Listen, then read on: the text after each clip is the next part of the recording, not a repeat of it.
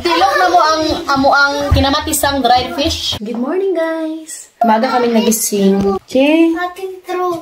Oh, Che Fromos. Good morning, Nat. Good morning. Umaga pala kami nagising ng mga bata kasi nga si Edie. Mga alas 5, inubo. Tapos, pinakain ko siya. Then, pinainom ko siya ng gamot sa ubo. Nagising ng mga bata. Tapos, 8 na kasi dito. Hugas ako ng mga kaldero. You see, wait.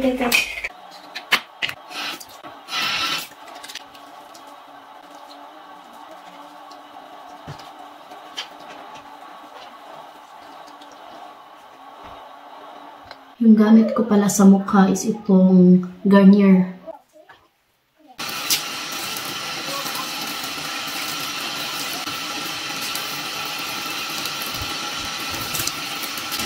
Yung toothbrush ko, guys, toothbrush ko to sa aeroplano.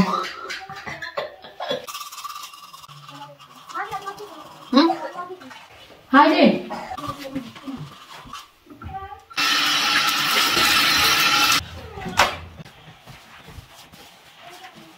Tapos yung gamit ko sa mukha is itong Olay Natural. Kunti na lang yung natira. Nakalimutan kong bumili nung sa Pilipinas pa kami. Mag-order na lang ako ng bago.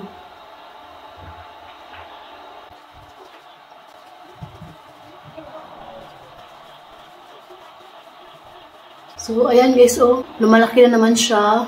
Tapos, unti-unting nagkukulay na naman.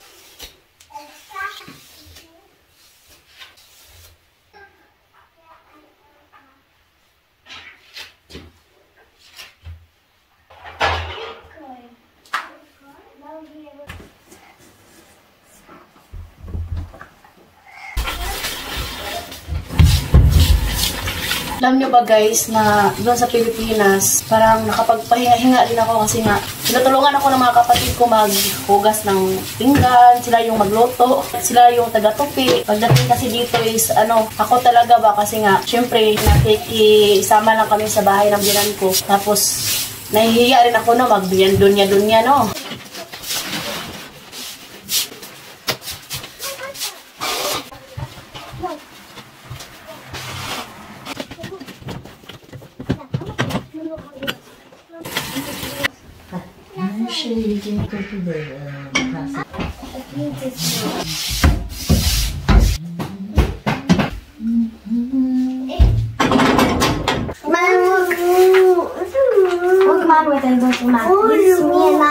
This is the tree up here.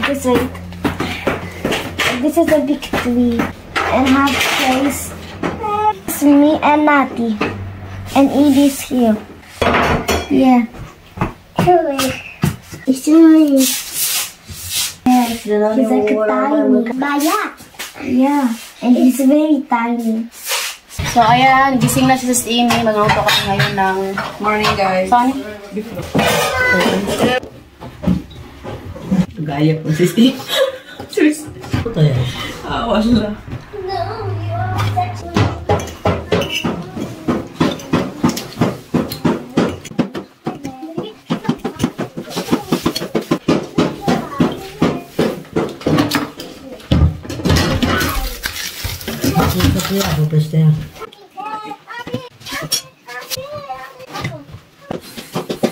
Agno, Bibo. Magdungan, tagpalit. Magalas 9 ng umaga na dito. Mainit sa labas. Pero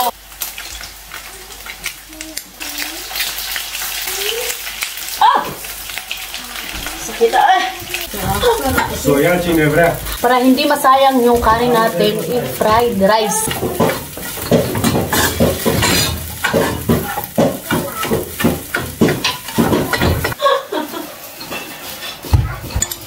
Mga bata na naman yung paunahin namin kasi nga walang space. Pag makaluwag-luwag na kami guys, mag-move kami doon sa teras. Meron kaming Energin. Feeling nasa Pinas lang kami. Pag maubos na, wala na po. Ha? Tilok na mo ang kinamatisang dried fish. Uno na lang yung Ngayon na lang. naiwan. Nakarami si Inday Imi. Alam, hingagawon ba?